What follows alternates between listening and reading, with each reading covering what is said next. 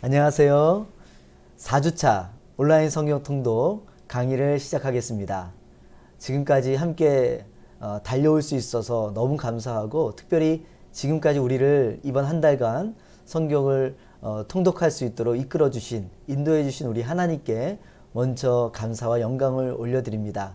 오늘도 이제 일반 서신부터 요한계시록까지 정말로 짧은 시간이고 짧은 내용이지만 각 권에 대해서 살펴보면서 하나님이 주시는 은혜와, 또 이번 한 주간 마지막 주간도 말씀을 통해 우리와 함께 하시는 성령의 능력을 기대하며 나아가면 좋겠습니다. 오늘은 그 마지막 시간으로 히브리서 말씀부터 요한계시록까지 말씀인데요.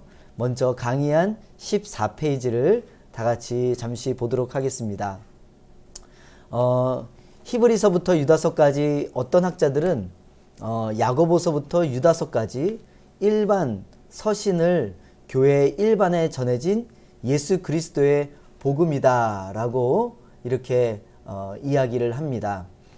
바울 서신은 특정 개인이나 특정 교회에 주신 그 예수님의 복음이라면, 일반 서신은요 교회 일반과 교회 공동체에게 주신 하나님 예수님의 복음이다 라고 정리할 수가 있거든요.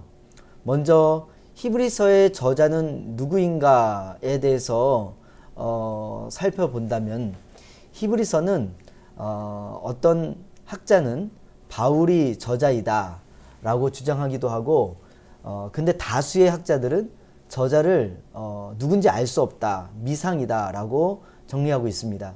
그리고 히브리서의 주제는 하나님께서 우리에게 주신 마지막 말씀 혹은 계시는 계시라고 이야기하는데, 그 계시는 예수 그리스도이시다 라는 것이 히브리서의 주제입니다. 계시라는 단어는 베일을 벗기다 라는 뜻이거든요.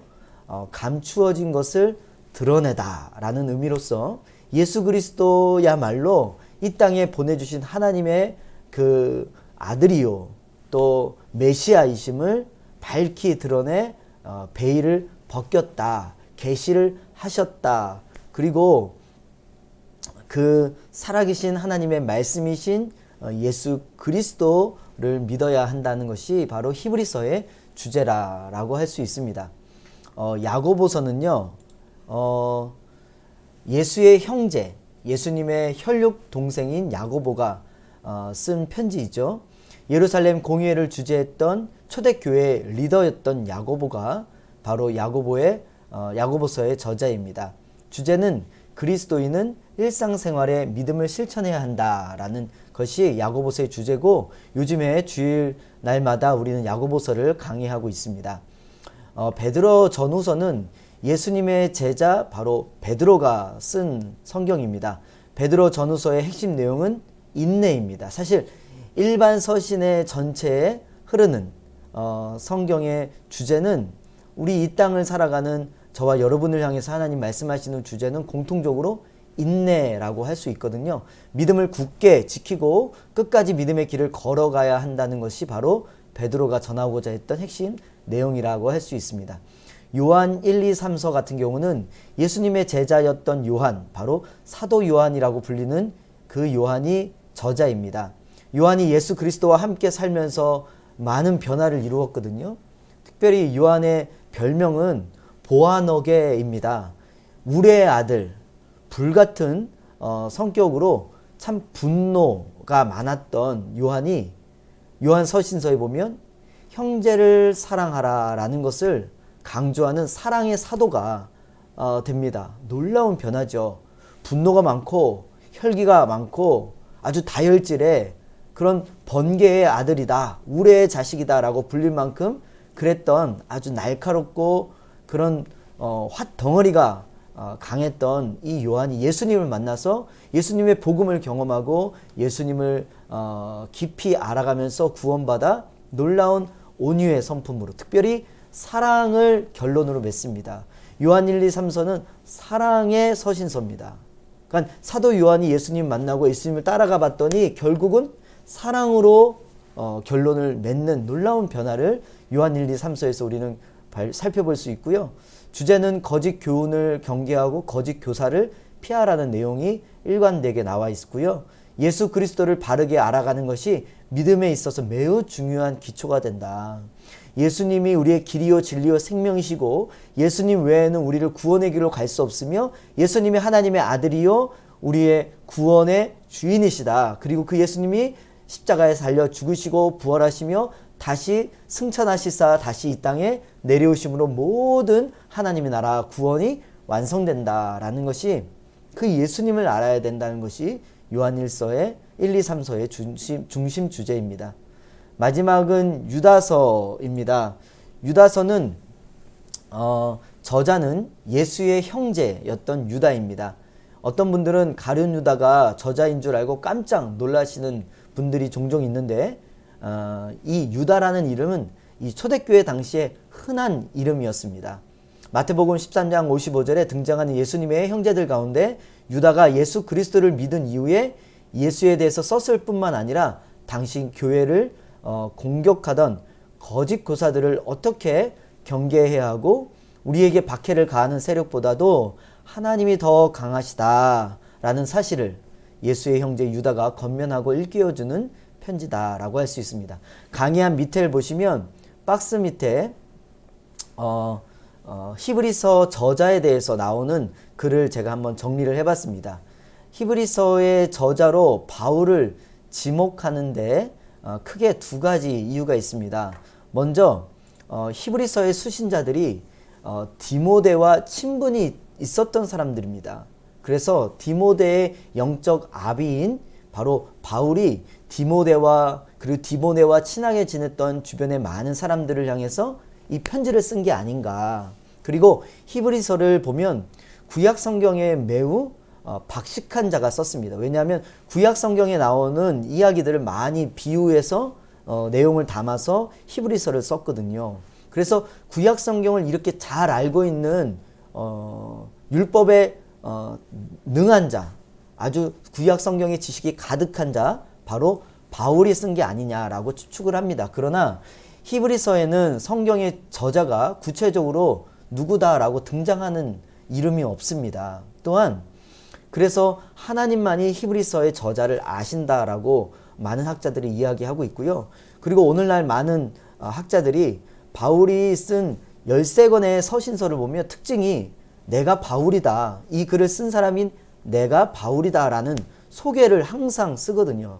그런데 이 히브리서만 자기가 누구인지 히브리서를 쓴 저자가 누구인지 드러내지 않는다 라고 이렇게 바울이 썼다라고 이렇게 단정하기에는 좀 어려움이 있기 때문에 많은 학자들 그리고 교회의 전통에 따라서 지금도 히브리서의 저자는 미상이다, 알 수 없다, 그리고 바울이라고 단정 지을 수는 없다라고 생각하는 것이 일반적인 추측입니다. 다만 히브리서는 아까도 이야기한 대로 구약 성경에 대해서 아주 박식한 구약 성경의 율법의 내용을 잘 알고 있는 사람이 그런 그리스도인이 바로 이 히브리서를 쓰지 않았나라고 추측할 수 있습니다. 자, 15페이지입니다. 신약 성경의 서신서를 바울 서신과 일반 서신으로 제가 분류해서 한번 정리를 해보았습니다. 저자는 바울 서신은 바울이 썼고 일반 서신은 예수님의 형제나 예루살렘 교회의 리더였던 사도들이 썼다라는 것이죠. 수신자는 바울 서신은 특정 교회나 일반 성도이고 그리고 특별히 일반 서신의 수신자는 유대인 그리스도인들이 대상이었을 가능성이 많습니다. 왜냐하면 일반 서신은 보통 구약 성경에 대해서 자주 언급을 하거나 은혜의 복음, 믿음의 복음뿐 아니라 믿음 때문에 믿음을 가진 자로서 성도로서 어떻게 살아야 되는지 이 행함의 복음에 대해서 믿음의 실천에 대해서 강조하는 것을 볼 수 있습니다. 바울 서신의 의미는 이방인들에게 전파되는 예수 복음입니다. 그러나 일반 서신은 예루살렘 교회에서 온 예수님의 복음이란 의미가 있고요. 강조점은 바울 서신은 예수 그리스도를 믿음으로 주어지는 은혜에 대해서 강조하고 일반 서신은 예수 그리스도를 믿는 믿음으로 살아내는 행함, 삶에 대해서 강조를 하고 있습니다. 자, 밑에 지도는 주 33년에 예수님께서 십자가에서 죽으시고 부활하시지 않습니까? 그리고 사도행전에 보면 40일 동안 다시 제자들에게 나타나셔서 하나님 나라에 대해서 가르치시고 하늘로 승천하십니다. 그런데 그 시점이 주 30년 혹은 33년 정도였는데, 그런데 지도를 보시면 그때는 복음이 예루살렘 주변만, 이렇게 팔레스타인 이쪽 예루살렘 주변만 복음이 전해졌는데, 주 333년 로마 제국에서 밀라노 칙령으로 인해 공식적인 기독교 박해가 종식되는 그 시점으로 보시면 이렇게 붉은색으로 표시된 얼마나 많은 지역으로 이 복음이, 예수 복음이 이렇게 전파 확장되었는지를 이렇게 볼 수 있는 지도다라고 해서 제가 한번 지도를 강의 안에 넣어 드렸습니다. 다시 말해 이 복음의 생명력을 이 지도를 통해 알 수 있는 것이죠. 복음의 생명력은 복음을 전파하는 어떤 사람의 잘남이나 어떤 환경이나 아니면 탁월함에 있지 않습니다. 어떤 핍박과 어려움과 고난과 그 사람이 이 복음을 잘 증거하지 못하는 연약함이 있을지라도 이 복음은 주체가 바로 성령님이십니다. 예수 그리스도의 이름으로 이 복음은 증거되어지고 확장되어지고 모든 환경과 주변 여건과 어떠한 사람의 탁월함을 뛰어넘어 역사하고 나타나는 이 성령의 능력이 저와 여러분의 삶 가운데 나타나길 원하고 역사되길 원하고 우리 교회에도 이 부흥이 일어나기를 원한다라는 것을 기억했으면 좋겠어서 이 지도를 넣어드렸습니다. 자, 이제 마지막으로 요한계시록입니다. 요한계시록은 일곱 교회, 초대교회에게 주신 예수 그리스도의 계시다라고 할 수 있습니다. 즉 예수께서 일곱 교회에게 주시고자 했던 하나님의 감추어진 뜻을 밝히 드러낸 성경이 요한계시록입니다.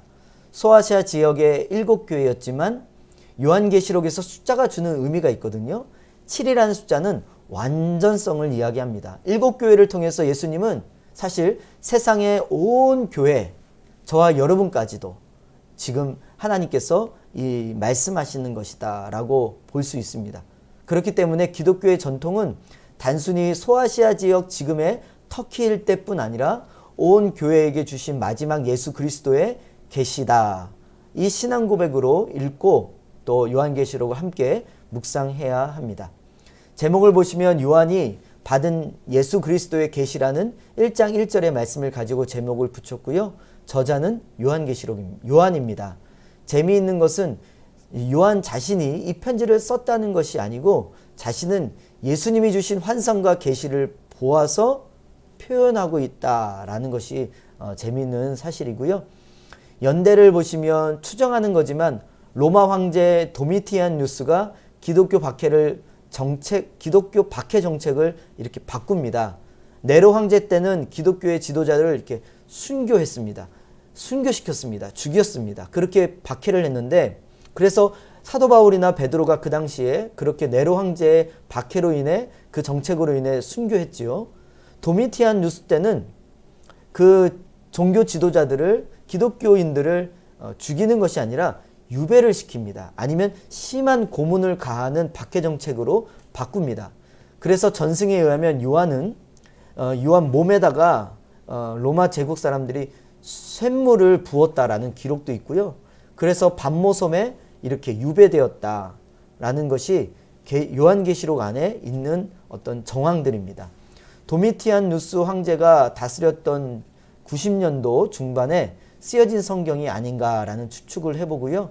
요한계시록의 연대를 학자들은 그래서 AD 90년 중반으로 보고 있습니다. 자, 요한계시록의 주제는 성도가 겪는 영적 전쟁은 예수님에 대한 충성을 포기하게 만드는 박해라는 것입니다. 일반 서신서에서부터 요한계시록까지 성도의 인내는 굉장히 중요한 가치로 등장이 됩니다. 요한계시록도 마찬가지인데 성도가 끝까지 지켜야 할 것은 무엇이냐? 진짜 주인은 로마 황제가 아니라 바로 우리 주 예수 그리스도이시다라는 것입니다. 그래서 요한계시록은 신실한 믿음을 충성이라는 단어로 표현하기를 좋아합니다. 두 번째 주제는 역사의 주관자가 하나님이시고 진정한 주님은 예수님이시다라는 것입니다. 세 번째는 교회는 박해의 직면에 있고 박해를 가하는 로마 제국의 권력이 위대해 보이고 영원할 것 같지만 진짜 예수님이 주님이시며 영원한 주님의 나라를 세우기 위해 곧 다시 오실 것이다 라는 것이고요.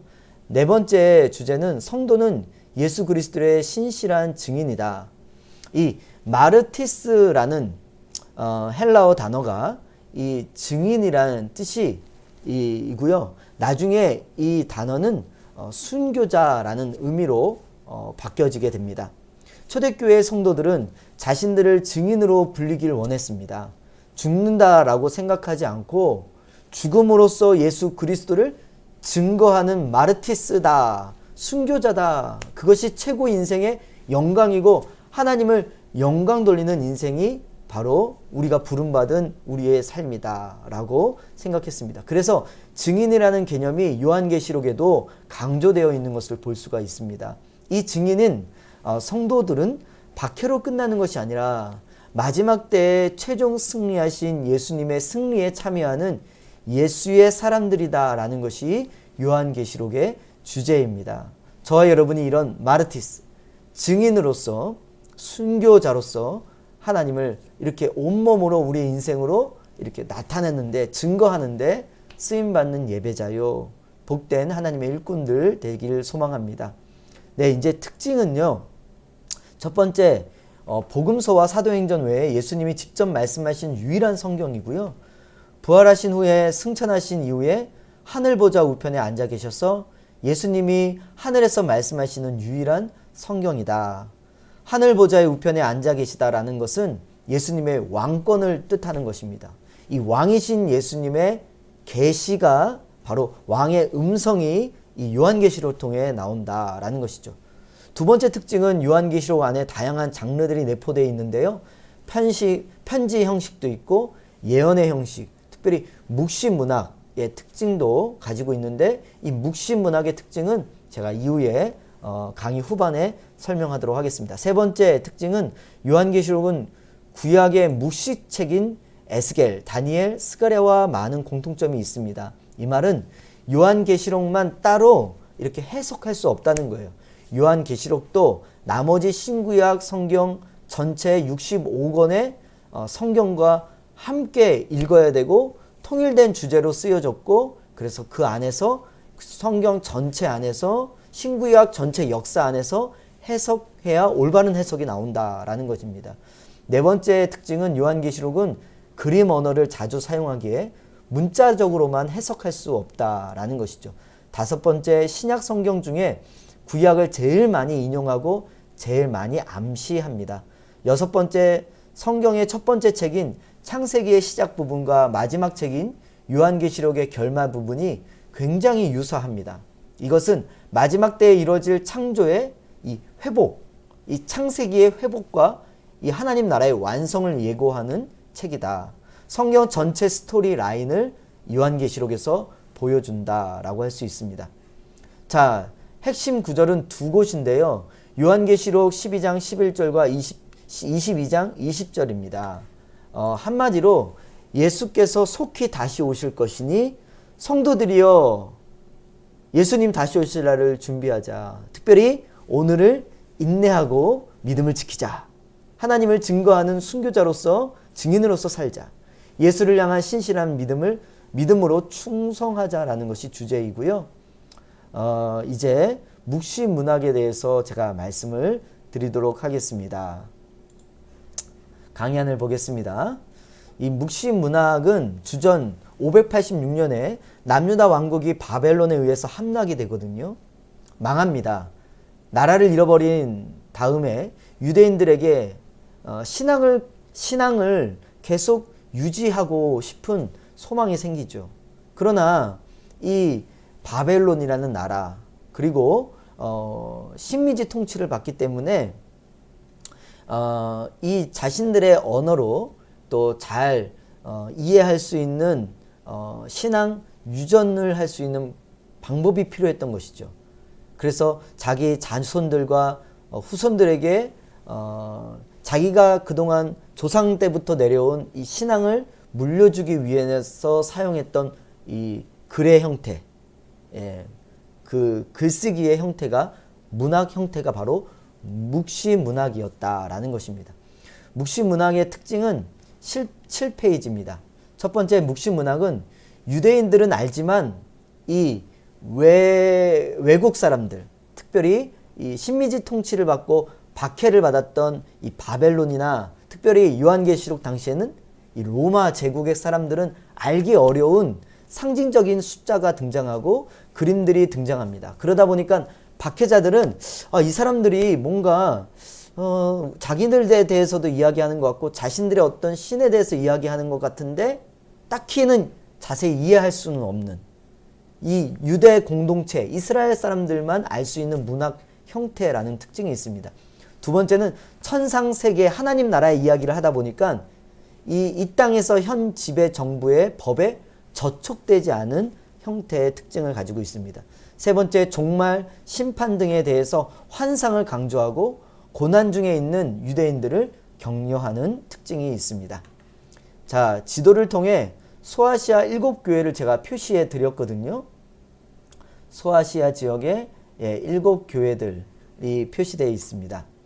그리고 밑에 보시면 7교회에 주신 칭찬과 책망과 해결책을 표로 정리해 드렸으니까 잘 한번 읽어보며 정리하시면서 성경을 통독하시면 좋겠습니다. 다음은 18페이지입니다. 요한계시록에 등장하는 세 가지 심판이 굉장히 중요합니다. 요한계시록 6장과 16장에 나오는 세 가지 심판이 있습니다.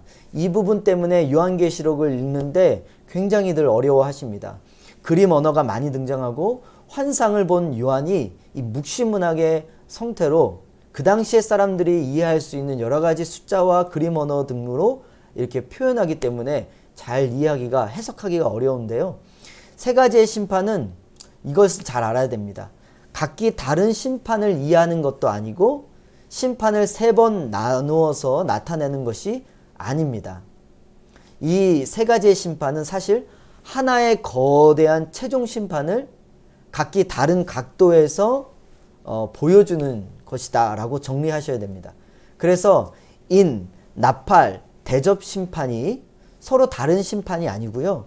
최종의 종말 심판을 서로 다른 시각에서 표현함으로 강조하고 있다라고 우선 이해를 하셔야 됩니다. 그래서 표에 제가 그래프를 보여드렸습니다.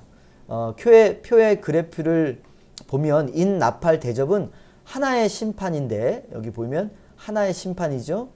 그런데 점점 더 강조되는 이 나선형 구조다라고 보시면 됩니다. 그러니까 반복하고 더 강조하는 것으로 이해하시면 된다라는 것이죠. 네, 요한계시록에 등장하는 특별히 숫자들의 의미에 대해서 이제 또 제가 설명을 이렇게 정리를 해 놓았습니다. 박스 안에 있는 특별히 좀 궁금해 하실 만한 내용을 위주로 말씀드리면 666이라는 헬라어, 히브리어의 특징은 이 숫자를 아라비아로 숫자로 표시하기보다는 그 문자가 가지고 있는 문자 자체로도 숫자를 표현한다는 특징이 있습니다. 예를 들면 기독교를 박해했던 네로 황제는 숫자 그 당시 666으로 표현했다는 것을 추정할 수 있습니다. 그래서 666 하면 어떤 거대한 악의 세력이라고 해석하기 어렵습니다. 당시의 요한 공동체 사람들은 알았던, 우리를 극심하게 박해했던 네로 황제를 의미하는 1차적 의미를 가진 게 바로 666이다 라고 이해할 수 있다는 거죠. 그런데 신약 성경 전반으로 보았을 때는 666은 또한 적그리스도를 상징하는 해석으로도 해석을 할 수 있다라는 것입니다. 또한 거기 맨 마지막에 보면 14만 4천이라는 숫자가 있습니다. 여러분 12라는 것이 이제 거기에도 중간에 나오지만 12라는 숫자는 완전함 또는 다양함 속에 하나 되는 통일성을 의미합니다. 그리고 또 하나는 12는 하나님의 백성 공동체를 뜻하기도 하는데요. 12 곱하기 12는 144 아닙니까? 이 12의 제곱이라는 것은 이 땅과 하늘의 의미도 가지고 있고 많다 아니면 강조의 의미도 가지고 있습니다. 거기에 1000을 곱하면 14만 4천이 되는데요. 이 뜻은 바로 구원받은 하나님의 백성이 온 땅에 있고 그 수가 완전하다라는 의미도 가지고 있지만 많은 사람들이 하나님의 백성이 될 것이고 많은 하나님의 사람들이 하나님을 섬기게 될 것이다라는 의미도 가지고 있습니다. 그래서 신천지가 이 숫자를 가지고 14만 4천 명을 채워지면 하나님 나라가 임하고 그들만이 구원을 받는다라는 해석은 정말로 잘못된 해석이다라고 할 수가 있는 것이죠.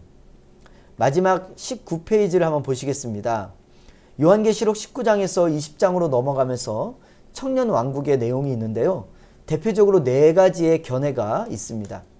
전천년이라는 뜻은 천년 왕국 전에 예수님의 재림이 임한다고 보는 것이고 천년 왕국 이후에 예수님의 재림과 최종 심판이 있다라고 보는 것을 후천년설로 볼 수 있고 무천년설도 그 가운데 있습니다.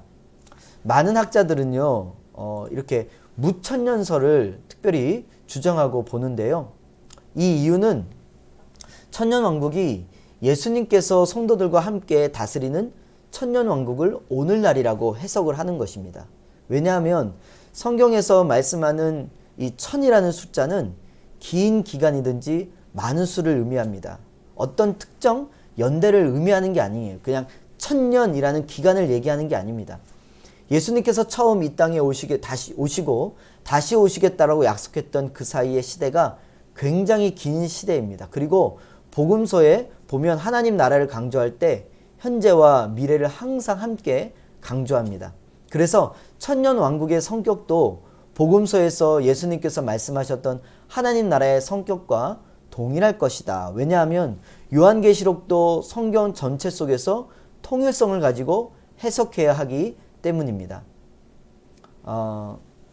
그래서 예수님의 재림 때 심판이 임할 것이고 천년 왕국은 지금의 이 기간이고 그리고 언젠가는 예수님의 재림과 최종 심판을 통해서 완전한 하나님 나라가 우리에게 임할 것이다 라고 종말을 해석하는 견해가 오늘날 학자들의 가장 많이 따르고 있는 무천년설이고요. 개인적으로 저도 이 무천년설에 좀 더 가깝게 동의를 하고 있습니다. 강의한 마지막은 창세기에 있었던 죄로 인하여 창조의 왜곡이 창조의 왜곡되었던 것이 요한계시록에서 어떻게 회복이 되는지 보여주는 부분을 도표로 정리해 보았습니다. 자, 사랑하는 성도 여러분, 이제 가을맞이 온라인 성경 통독 마지막 주간입니다. 이번 한 달간 성경 통독을 하며 어떤 은혜를 받으셨는지 저는 참 궁금한데요. 이번 한 주간 열심히 이제 마무리하며 완독하시고 그리고 성경을 그래서 놓는 것이 아니라 계속해서 날마다 작은 짧게라도 성경을 읽고 또 특별히 저는 우리의 나이 숫자만큼 성경을 좀 우리가 통독하고 왕독할 수 있으면 좋겠다. 그런 성경의 사람들이 다 되어가시길 좀 도전하고 우리 세종중부 가족들이 되길 소망합니다. 너무나 간략하고 개간에 그리고 여러가지 방송 장비를 잘 다룰 수 없어서 좀 미흡한 부분으로 처음으로 온라인 성경 통독을 해봤는데 이번 잘 마무리하고 또 내년에 새해 첫 시간부터 다 같이 또 온라인 성경 통독을 한번 해보면 좋겠다라는 생각도 해봅니다.